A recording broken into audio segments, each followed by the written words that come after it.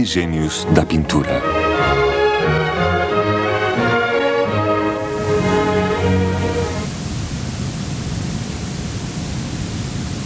Observem agora a figura do homem. Podemos dizer que ela encerra um pequeno mundo. Podemos ver que nele cada parte do corpo está composta exclusivamente pela arte e não por uma mera casualidade, e que todas as formas conjugadas produzem um resultado muito bonito, de tal forma que dificilmente podemos saber se é pela sua utilidade ou pela graça que dão cada vez mais ao rosto humano e ao resto do corpo por cada membro, como os olhos, o nariz, a boca, as orelhas, os braços, o peito e também outras partes.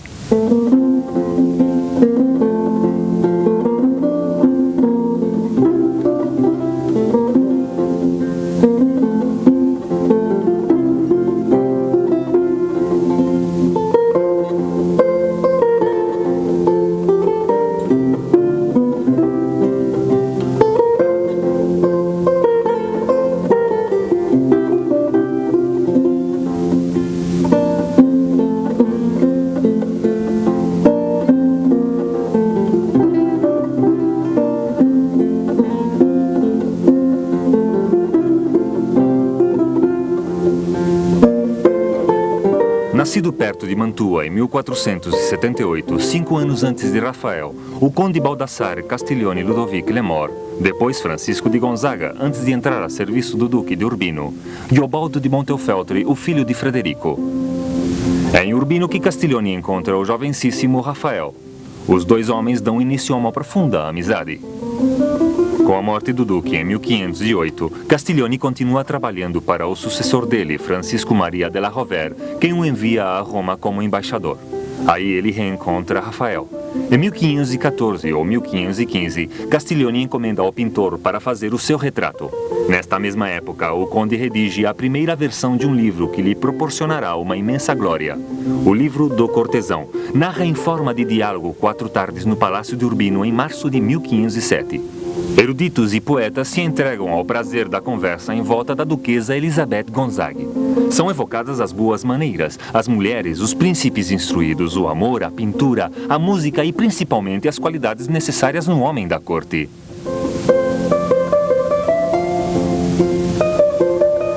Rafael está em Roma desde vários anos. Ele foi chamado pelo Papa Júlio II para decorar os apartamentos do Vaticano. E continua fazendo o mesmo para o sucessor de Júlio II, Leão X. Além disto, o pintor se dedica também a outras atividades: decoração, arquitetura, arqueologia. Juntamente com seu amigo Castiglione, ele supervisiona as escavações e sonha com poder realizar um mapa da antiga Roma. Rafael trabalhará no Vaticano justo até a sua morte repentina em 1520, com 37 anos de idade. Castiglione, que está casado, perde a sua mulher nesse mesmo ano. A partir de 1525, é núncio pontifical na corte de Carlos V. Publica o seu primeiro livro em Veneza em 1528 e no ano seguinte morre na Espanha sem ter voltado a ver Roma e nem Mantua. Após a morte de Castiglione, o quadro que ele tinha levado consigo a Madrid é enviado a Mantua. Mantua, Urbino, Veneza, Amsterdã, finalmente Paris, o quadro passa pelas mãos de vários proprietários antes de fazer parte da coleção de Mazarin. E depois da coleção de Luís XIV em Versalhes.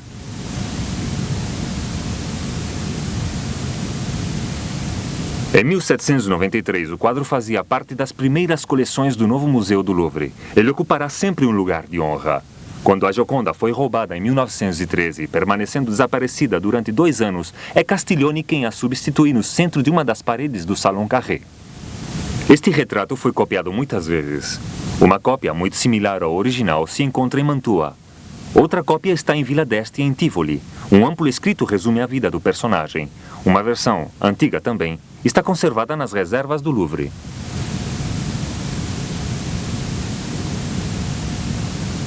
Rubens copiou esta tela de Rafael durante os primeiros anos do século XVI. O seu quadro mostra mais espaço sobre a cabeça e pinta também as mãos do personagem. Enfim, Rubens transforma Castiglione num personagem dramático, atormentado, mais coerente com a estética barroca. Rembrandt viu o quadro em Amsterdã durante um leilão e o desenha. Ele ficou impressionado com a prestância do personagem da mesma forma que o Homem em Azul de Tiziano. Rembrandt se inspira nestas duas imagens para pintar vários autorretratos. O fato é que, desenhando Castiglione, ele deixa nele os seus traços próprios. No Museu do Louvre, o quadro continua atraindo vários pintores. Delacroix o desenha, Maurice Denis o transforma em retrato nabi. Matisse descobre nele a arte de pintar o rosto.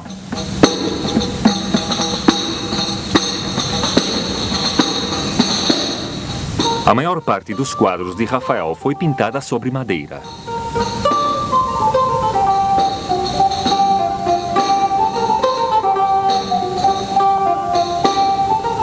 A pintura sobre tela começa a se estender em Itália no final do século XV. Baldassare, Castiglione e Autorretrato com um Amigo são os únicos retratos que Rafael pintou sobre este novo suporte. Esta tela era pregada sobre a parte dianteira do chassi. Rapidamente, os pintores optaram por pregá-la sobre a parte exterior do chassi. A aresta da moldura participa assim de forma mais uniforme sobre a tensão da tela. Segundo a cópia de Rubens, vários historiadores pensaram que a imagem de Rafael tinha sido reduzida cortando as mãos do modelo. Em 1975, o quadro apresentava a zona onde o pigmento aderia bastante mal e decidiu-se separar a tela do reentelado que o dobrava. Nesta ocasião, os restauradores puderam ver que a tela original apresentava uma excelente qualidade e parecia que jamais tinha sido cortada. De fato, a tensão exercida pelos pregos provocou entre cada prego uma deformação do tecido em festões. Estes festões teriam desaparecido se os bordes do quadro tivessem sido cortados.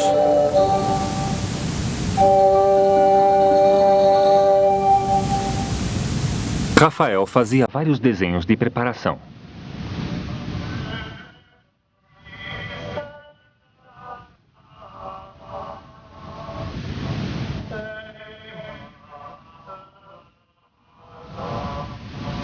Um estudo sobre a sanguina para pintar o retrato de Júlio II subsistiu. Os traços são precisos. As sombras estão figuradas pelas achuras mais ou menos densas.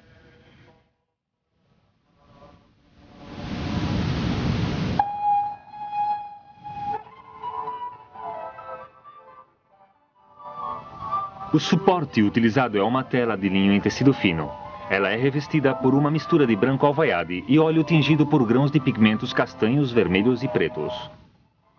Sobre este fundo cinza claro, Rafael pode corrigir os seus desenhos com a ajuda de traços de pincel, como demonstra, por exemplo, no São Lucas penteando a Virgem, um quadro que durante muito tempo foi atribuído ao pintor. Estes traços ainda podem ser observados em vários pontos do quadro. Depois ele fazia um rascunho, dispondo de cores diluídas e recobrindo pouco a pouco com umas poucas camadas finas.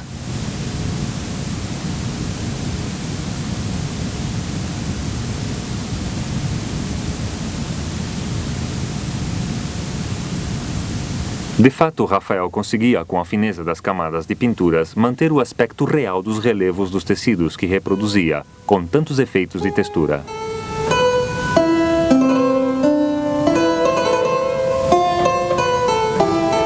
A superfície granulada da camada pictórica redifunde assim a luz em todas as direções e dá ao quadro um aspecto muito mais mate. O conjunto da composição, tratada com leveza e suavidade, corresponde aos princípios preconizados por Castiglione no seu livro. A miúde em pintura, uma única linha não trabalha uma única pincelada facilmente dada, de tal modo que parece que a mão, sem ser guiada por nenhum estudo ou por nenhuma arte, encontra para ela mesma a sua meta segundo a intenção do pintor. Demonstra claramente a excelência do artista que cada um aprecia depois, segundo o seu próprio critério.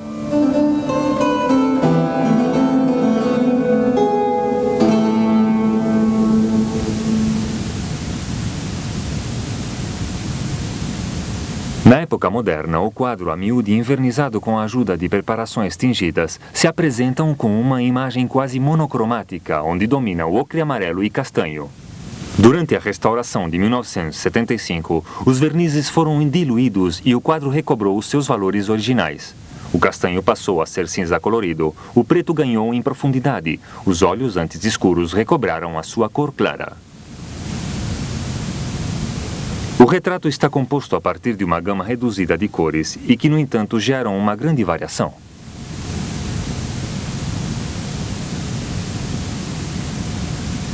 Variação de pele. Variação da barba.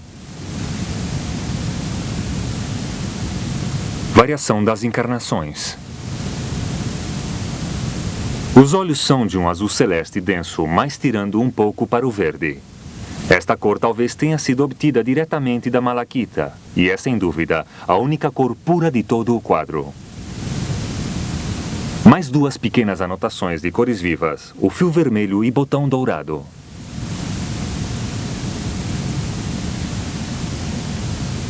O terno escolhido por Castiglioni para pousar para o pintor determinou todo o equilíbrio cromático do quadro. Por isso, o personagem veste escuro e se destaca sobre um fundo claro. A dama com véu, tão similar a Castiglioni tanto pela pose como pela importância dada à manga, está vestida de claro e se destaca sobre um fundo escuro. A luz é suave. É uma luz típica de um ateliê. Ela vem do alto à esquerda. Ela clareia o fundo também ou projeta a sombra do personagem. Este fundo, logicamente, é próximo. Outras luzes, outras tintas e outras distâncias do fundo teriam quebrado este delicado equilíbrio.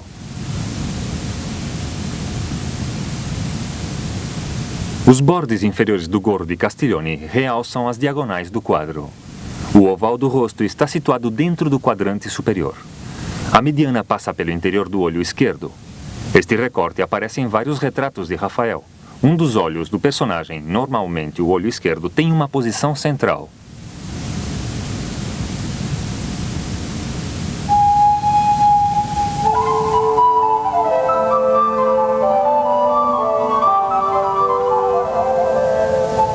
O mesmo princípio de composição está presente nas obras de Da Vinci e também nos pintores das escolas do norte como Van Eyck. O rosto humano, muito recortado e móvel, é o detalhe mais difícil de reproduzir. Não se pode reduzir às formas geométricas elementais. O ponto fixo escolhido e situado no centro, pupilas na beira do olho, é de fato o único ponto de referência preciso que dispôs o pintor para construir um rosto e para pôr em perspectiva os complexos relevos das órbitas, da face, da fronte e da testa. O rosto de Castiglioni está situado um pouco enviesado em relação com o plano do quadro. Rafael então diminui o tamanho da orelha direita para criar um efeito de perspectiva. Um segundo recurso assegura o relevo, a sombra. É a densidade da sombra que permite captar imediatamente a profundidade da órbita ou perceber a orientação saída da testa. Se se apagam as sombras do rosto, obtém-se uma figura plana sem vida.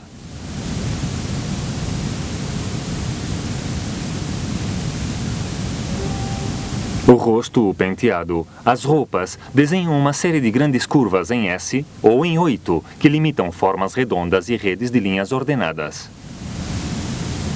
Os traços visíveis em volta dos ombros e à direita do gorro mostram que, apesar da extrema fineza das camadas, o pintor hesitou na hora de retomar certos contornos. Ele estreitou os ombros do modelo ou apagou o encosto de uma cadeira, a fim de isolar melhor a silhueta do seu amigo. Ele reduziu o gorro para deslocar a parte sombria do rosto e destacar a curva.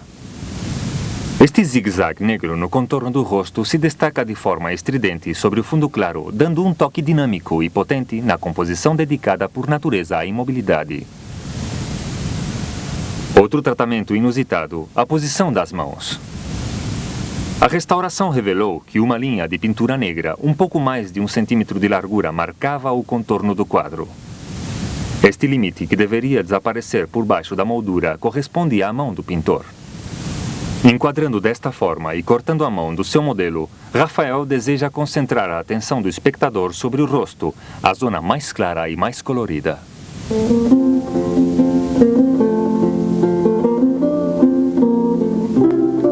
Durante a Renascença, bustos de mármore ou de bronze, medalhas, miniaturas, grandes retratos pintados traduzem o nascimento de um novo comanditário e de uma forma de exaltação do indivíduo, até então desconhecida na Europa.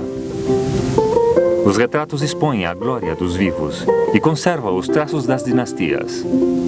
Alberti sublinha o caráter quase divino do retrato, que torna presente os ausentes e também os mortos. Também o pintor entra nesta comunidade de poderosos, fazendo as suas apresentações e assinando as suas obras.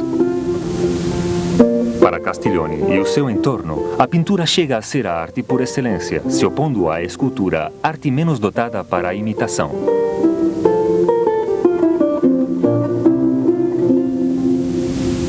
Rafael era célebre e procurado por suas Madonas.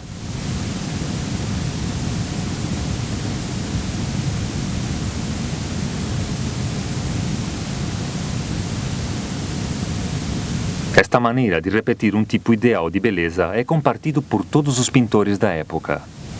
Esta ideia estava inspirada nas novas leituras de Platão, realizadas tanto por eles como também por seus amigos humanistas. Assim, Rafael utiliza o mesmo rosto para uma figura cristã, Santa Catarina de Alessandria, como para uma figura mitológica, Galateia, que ele pinta a fresco para decorar a vila de Agostino Chigi em Roma. Com os retratos de personagens contemporâneos, já não se trata mais de evocar um tipo ideal ou um ser sobrenatural, mas de imitar a natureza da forma mais próxima possível, quer dizer, o modelo já não posa justo em frente do pintor. Cerca de 20 retratos de Rafael ainda subsistem. No retrato de Agnoldo Doni, um rico banqueiro mecenas, os dois polos do quadro são o rosto e as mãos. A mesma importância das mãos, a mesma paisagem em continuidade e, consequentemente, a mesma luz no retrato de sua mulher Madalena. Porém, este retrato tem um antecedente famoso, a Gioconda, que Rafael pôde ver em Roma ou em Florença. Um desenho de Rafael está inspirado no quadro de Da Vinci, que, na sua dimensão primitiva, mostra suas colunas nos lados da tela. O enquadramento e posição do personagem são os mesmos na Dama com Unicórnio, Madalena Doni, como também em Dama com Véu. Com a esfinge do jovem banqueiro Bindo Altoviti, Rafael sem dúvida se inspirou no retrato de Giorgione. Cria outra encenação. O rosto do modelo voltado para o pintor apanha a luz lateral e a destaca sobre um fundo escuro. A erudita Fedra Inghirami é retratada na sua mesa de trabalho, buscando a inspiração com os olhos voltados para o céu. Mas a pose escolhida pelo pintor introduz um elemento narrativo e é também uma astúcia do pintor com a natureza, pois Inghirami tinha um forte estrabismo divergente no olho direito. A modelo foi tratada pelo seu amigo pintor de uma forma benévola e encontra, assim, o seu defeito reduzido quase ao completo com o seu olhar insólito. A nova encenação surpreendente no retrato com um amigo, o rosto ligeiramente virado e o gesto em suspense do segundo personagem criam uma composição muito enigmática. No seu Castiglioni, Rafael retoma um modelo de Gioconda com esta pose ideal preconizada por Da Vinci. Busto em 3/4 e rosto voltado para o espectador. Todas as modulações de formas e das luzes surgem desta oposição entre busto e rosto. Porém, referindo-se a um modelo plástico anterior, o de Da Vinci, Rafael pintou o seu amigo tal como ele era? Outros retratos ou supostos retratos de Castiglioni são também conhecidos. Um deles, atribuídos a Tiziano, está no Museu de Dublin. Outro quadro, neste caso anônimo, se conserva no Museu Cívico de Como. Castiglioni mostra uma medalha que lhe foi consagrada, mas desta vez de perfil. Todos esses retratos revelam uma similitude com os traços de Rafael.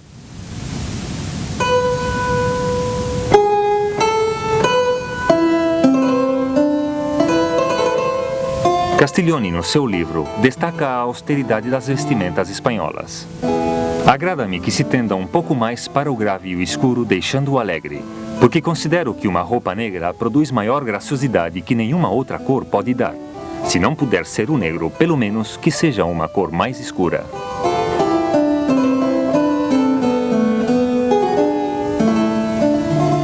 Os antebraços e a parte superior do gibão estão confeccionados num negro profundo, sem dúvida de veludo e em harmonia com o negro do gorro.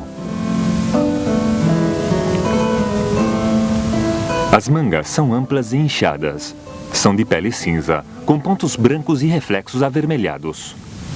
Trata-se de esquilos do norte ou da Sibéria, do mesmo animal que se faziam os melhores pincéis.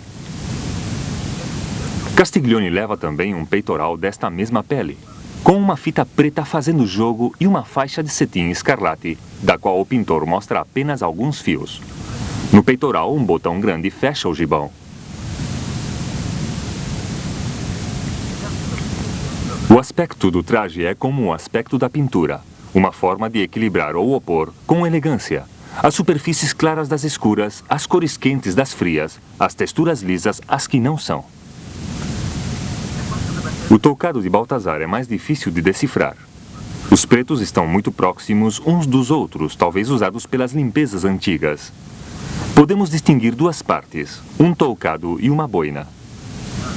Uma grande boina de veludo preto azulado com dois grandes cortes onde encontramos numerosos exemplos nos quadros da época. É adornada com uma pena preta e com uma borla, mostrando apenas uma silhueta pouco precisa. As boinas decoradas eram muito apreciadas nessa época. Os reis rivais Carlos V e Francisco I usavam os dois o mesmo tipo de boina. O toucado de Giotto foi muito bem representado nas gravuras. É uma peça bordada que envolve o crânio. Numa carta à sua mãe, em outubro de 1505, tinha então 31 anos, Baltazar declara: "Espero com grande impaciência estes toucados. Entre as muitas consequências desta enfermidade, caíram-se os poucos cabelos que tinha. Por isso não posso ir a nenhum lugar sem o toucado. Inclusive a barba agora é algo mais do que um adorno. Na geração precedente, os homens não usavam barba. Esta nova geração, fascinada pela antiguidade, começa a escavar sob os seus pés para redescobrir Roma e Grécia. Usar barba permite identificar-se com os sábios e filósofos da antiguidade. A roupa que Castiglione veste não serve apenas para ser usada como vestimenta.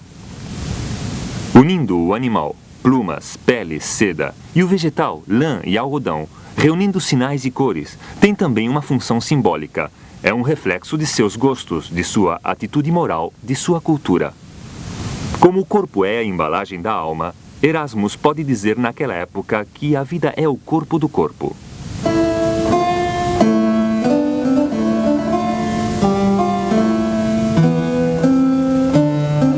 Para os humanistas que estão ao redor de Rafael, o rosto é um livro aberto, um espelho da alma. Os rasgos falam, têm um sentido. Traiçoeiro o verdadeiro caráter das pessoas. O artista autêntico é aquele que sabe ler numa carta, o que sabe entender, o caráter e a paixão. Os contemporâneos de Rafael estavam de acordo quando se tratava de definir seu caráter. Era aberto, cortês, atento, capaz de adaptar imediatamente seu espírito ao dos demais. Sua facilidade para o retrato era talvez consequência de sua empatia. Seu rival, Miguel Ângelo, possuía um caráter sombrio e não estava interessado no retrato que considerava um gênero mundano. Preferia representar sobre todo o tipo de ideais. Castiglione é tranquilo, atento, sereno. Seu sorriso representa a bondade. Neste ponto, todas as testemunhas convergem. Castiglione olha para o seu amigo, o pintor, com total confiança e até com uma certa desenvoltura. O desprezo de qualquer afetação, uma certa desenvoltura, é o supremo adorno moral dos genti-homens. Existe uma regra que acredito ser universal e que serve para todos os seres humanos, que são ditas ou feitas, mais do que qualquer outra coisa. A de fugir o mais possível do escolho mais perigoso e duro da afetação, e para dizê-lo com uma expressão nova, usar em todas as coisas uma certa desenvoltura que escondem e provam que o que se diz é quase sem fadiga e sem pensar muito. Enfim, no rosto de Castiglione há uma matiz de melancolia. Esta melancolia do autor do livro Cortesão, que em seu prefácio constata que a maioria de seus personagens morreram. Talvez entre as diferentes sessões de pousar, conversou com Rafael sobre os amigos desaparecidos. Os seres humanos, como animais superiores, obedecem às normas de comportamento social, que têm muito a ver com suas relações hierárquicas, bem como com a expressão de seus corpos, dos movimentos de seus membros, de seu odor.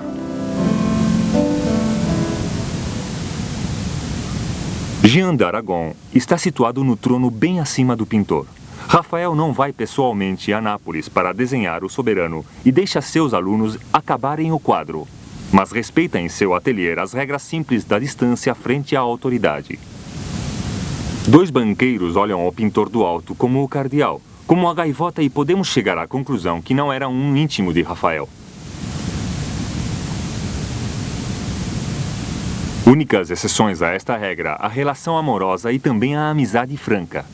Então os corpos podem se aproximar, como no retrato duplo de Andrea Navaggero e Agostinho Bezzano, amigos de Rafael. Os dois se tocam como em outro retrato de Rafael com um amigo.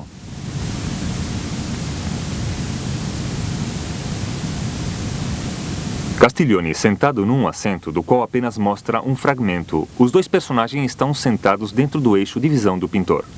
Rafael está sentado frente a seu amigo. Os olhos do modelo central é como se fossem um reflexo num espelho dos olhos do pintor. Conforme o princípio de inversão, os raios que saem dos olhos do pintor tecem as linhas do quadro e fazem nascer a figura do amigo. Porém, podemos imaginá-lo ao contrário. É o olhar do modelo que dá vida ao pintor. Este intercâmbio de olhares, este equilíbrio harmonioso entre os dois olhares é a melhor definição da amizade.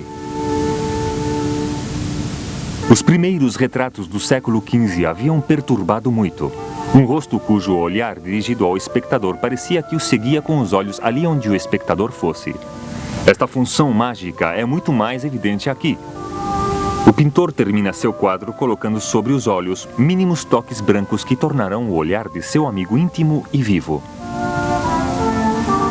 Por último, o rosto de Castiglione é representado em tamanho natural. O retrato que acumula assim todas as ilusões é uma espécie de ícone laico, um verdadeiro dublê do personagem. Não é de verdade, mais verdadeiro que o natural. Falta apenas falar. Vai falar. Mais verdadeiro que o verdadeiro. Todas as expressões familiares dos espectadores dos retratos que se parecem já se encontram nos escritos da época.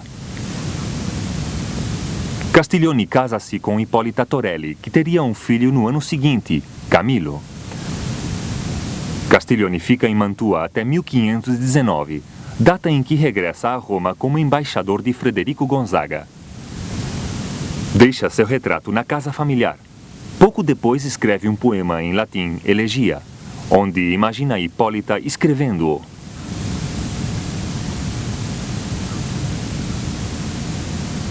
Quando estou só, o retrato pintado por Rafael me recorda seu rosto e tenho saudades. Rio com ele, brinco. Falo com ele. E como se ele pudesse responder, tenho às vezes a sensação de que vai se mover, que deseja dizer algo e falar com palavras. O menino reconhece seu pai e conversa.